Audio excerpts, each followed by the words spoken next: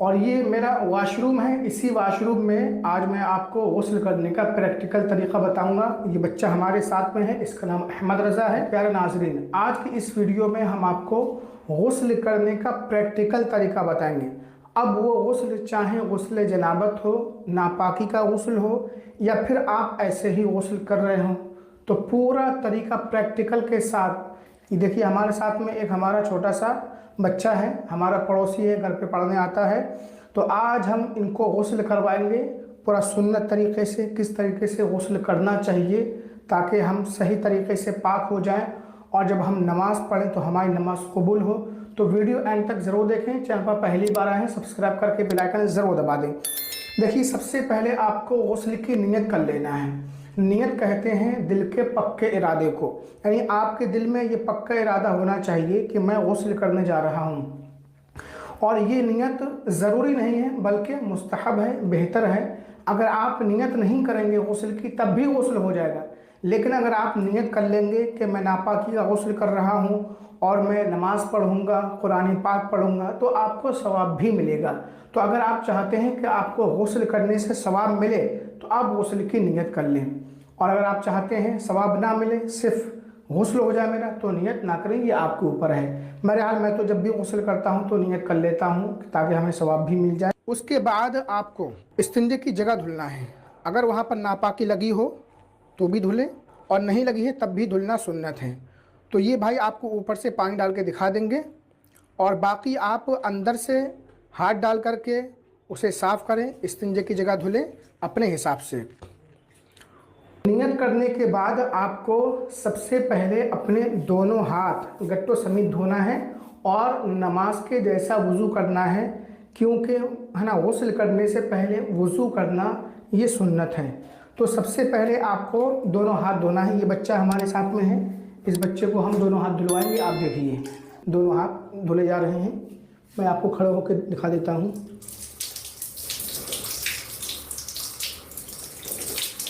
दोनों हाथ गट्टों समेत धुल चुके हैं।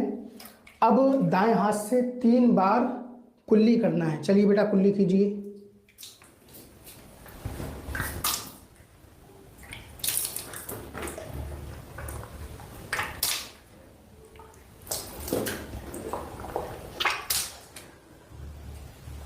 अगर एक चीज़ मैं आपको बता दूं, अगर आप रोज़ेदार हैं तो गरारा ना करें, और अगर आप रोज़ेदार हैं तो इस तरह से गरारा आपको नहीं करना है।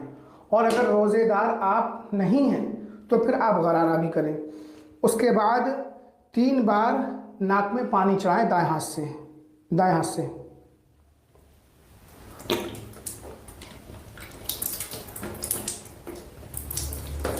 बाएं हाथ से नाक साफ करें, बाएं हाथ से, बाएं हाथ की छोटी उंगली से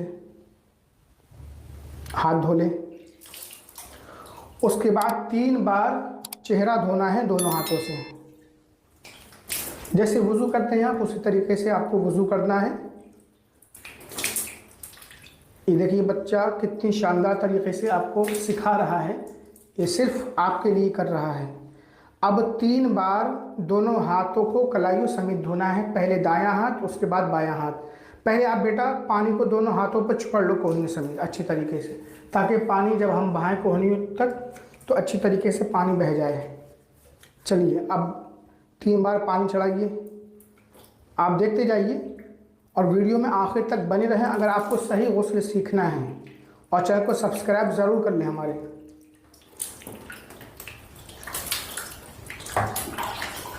अब उसके बाद है ना, दोनों हाथ से पूरे सर का मसाज करके बताओ। दोनों हाथ से अब कानों का मसा करो, गर्दन का पीछे। ये देखिए, मसा हो गया। अब दोनों पैर आपको टखनों समेत धुल लेना है। अगर आप ऊंची जगह पे बैठ के नहा रहे हैं और ऐसी जगह है जहां पानी नीचे जम जाता है, पानी भर जाता है, तो पैर आपको आखिर में धोना है। अब ये हमारा वज़ू हो चुका है, जिस तरीके से हम वज़ू करते हैं। अब इसके बाद 3 बार दाएं कंधे पर पानी डालना है, 3 बार बाएं कंधे पर, उसके बाद 3 बार सर से पाँव तक पानी बहाना है। तो चलिए मैं इनके ऊपर पानी डालता हूँ। 1 बार, 2 बार, 3 बार, ये दायां कंधा है। फिर उसके बाद बाएं कंधे से 1 बार, 2 बार, 3 बार। अब 3 बार सर से पानी बहाना है। बिस्मिल्लाह।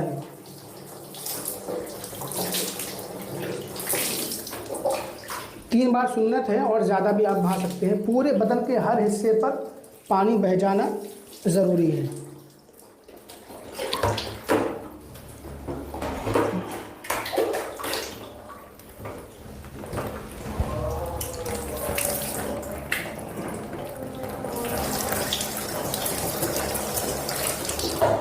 अब पूरे बदन को अच्छी तरीके से मलना है ताकि हमारे हर हिस्से पर पानी पहुंच जाए और बाल बराबर भी सूखा ना रहे। आप पूरे बदन को मलिए बेटा, ऐसे करके मलिए, मलो।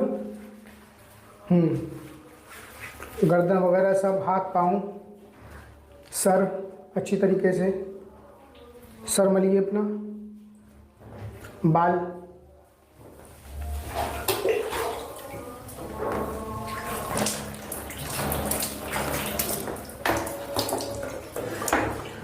तो देखिए 3 बार दाएं कंधे पर पानी डाला, 3 बार बाएं कंधे पर। और मैं आपको एक ज़रूरी बात बता दूं कि 1 बार कुल्ली करना फ़र्ज़ है, 1 बार नाक में पानी चढ़ाना फ़र्ज़ है और 1 बार पूरे बदन पर पानी बहाना फ़र्ज़ है। लेकिन 3 बार, यानी 3 बार कुल्ली करना, 3 बार नाक में पानी चढ़ाना और 3 बार पूरे बदन पर पानी बहाना, ये सुन्नत है। तो इसी तरीके से आपको गुस्ल करना है। और एक बात का आपको और ख़ास ध्यान रखना है कि बगल के नीचे पानी सही से नहीं पहुंच पाता, तो बगल उठा करके पानी पहुंचाना है। दाएं बगल में, इसी तरीके से बाएं बगल में, ये वो जगह होती है जहां पर आसानी से पानी नहीं पहुंचता है। और कुछ लोग मोटे होते हैं तो उनके पेट की बेल्टें जम जाती हैं, तो बेल्टें ऐसे उठा करके के, है ना, पानी पहुँचाना है। और जो घुटने होते हैं, घुटने, ये देखिए मैं दिखा रहा हूँ आपको, ये जो घुटना होता है जब हम बैठते हैं तो मुड़ जाता है, यहाँ पर भी आपको सही तरीके से पानी पहुँचाना है। तो ये गुस्ल का बिल्कुल सुन्नत तरीका मैं आपको बता रहा हूँ। इसी तरीके से आपको गुस्ल करना है और गुस्ल की नियत कर लेना है। ये आप देख सकते हैं, ये मेरा वॉशरूम है, इसी में मैं आपको गुस्ल करने का तरीका बता रहा हूँ। तो उसके बाद एक चीज़ का आपको ख्याल और रखना है कि जब आप गुस्ल खाने में अकेले नहा रहे हैं तो आप बगैर कपड़े के भी नहा सकते हैं, लेकिन आपका रुख किबला की तरफ नहीं होना चाहिए। और अगर आप कपड़ा पहन के नहा रहे हैं तो किसी भी तरफ रुक करके नहा सकते हैं। और लोगों के सामने घुटना खोलकर ना नहाएं। आजकल अक्सर देखा जाता है घरों पर मर्द हजरात हैं, टंकी वगैरह लगी होती है बाहर और मस्तूरात भी घर की होती हैं, तो घुटना खोल करके नहाते हैं।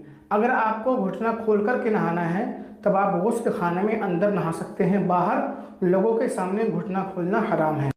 हमारा पड़ोसी है, घर पे पढ़ने आता है, आप हजरात इसके लिए दुआ करें। ये बच्चा आगे चलकर दीन का खिदमत गुजार बने और दीन हासिल करे, दीन की खिदमत करे।